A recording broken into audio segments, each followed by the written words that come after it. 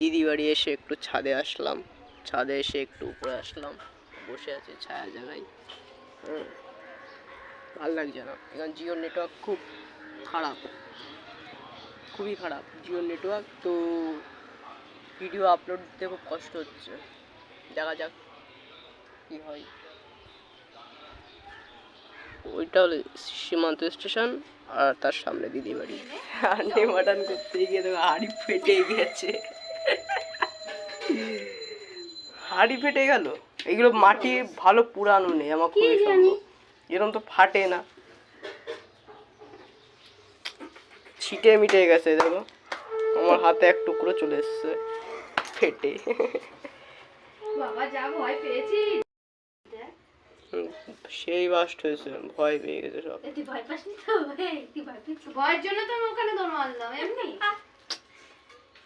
তেল দিয়েছিস বলে নাকি? তেল তেল ছাড়া রান্না হয়? এই প্রথমে দিয়েছিলাম তেল দিই, দেখিসনি তুই আগে? আজকে খাওয়া হবে তো দি? সব হবে। কটা বাজে সাগর হান্ডিতে হাড়িতে হয়নি, তাই হাড়ি ফেটে গেছে, তাই কি হয়েছে? কড়াইতে হবে 40 একটা, হ্যাঁ একটা 40।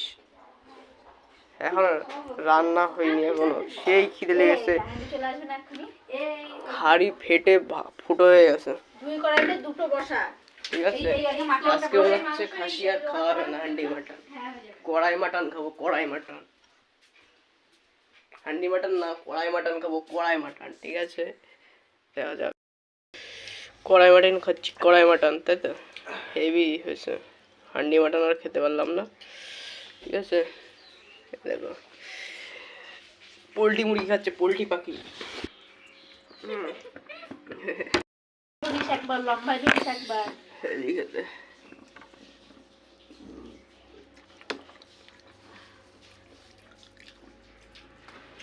খাসিটা দেখাও।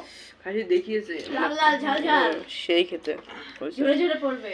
আর ঝরবে না, নে পেটে গিয়ে ঝরবে।